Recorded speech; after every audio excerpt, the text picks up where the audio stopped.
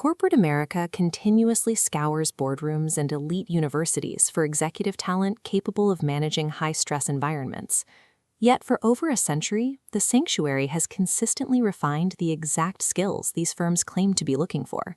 For generations, the Black Church has operated as the original business school.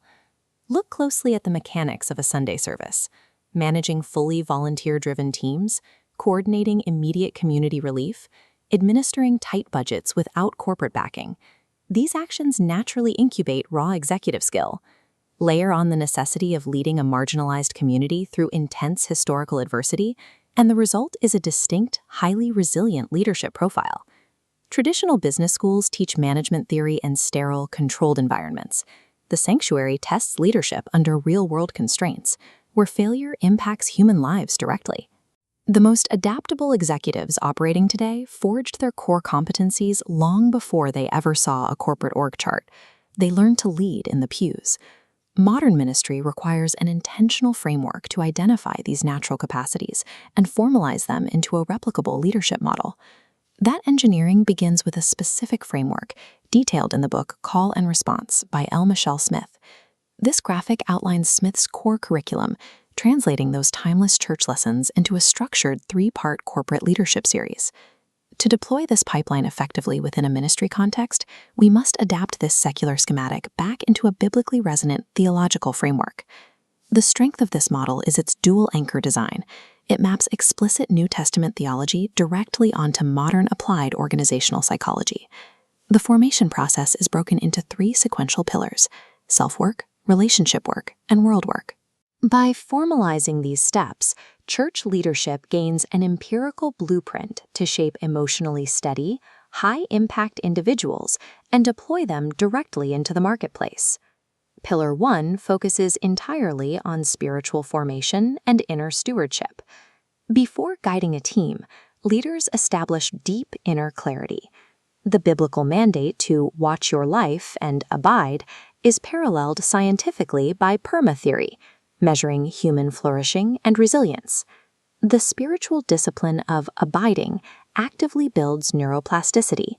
It regulates the prefrontal cortex, the region responsible for executive control and managing acute stress. The biological process mirrors a root system expanding into solid rock.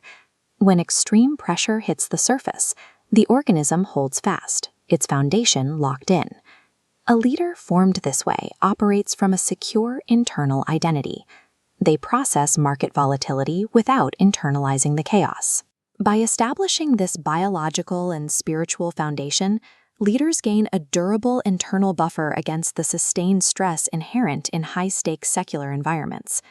That internal stability creates the capacity for Pillar 2, community, care, and Christian fellowship. This phase shifts the focus to trust and mutual accountability. Theologically, this relies on biblical calls for unity, matched in behavioral science by the broaden and build theory. When a group experiences genuine biblical belonging, they achieve what neuroscientists call neural synchrony. During collaboration, the brain waves of the team members actually align. Compare the high-attrition, fear-based cultures of many corporate environments with the deep psychological safety intentionally built within a healthy church pipeline. Psychological safety drastically reduces internal friction. Teams stop protecting their egos and solve problems with higher velocity. Relational habits practiced in the pews directly replicate the high trust dynamics required by modern executive teams. The apex of the pipeline is Pillar 3, mission, witness, and kingdom impact. Here, the relationally secure leader drives large-scale innovation. The scriptural mandate to be the light of the world is empirically measured as psychological capital, or PsyCap.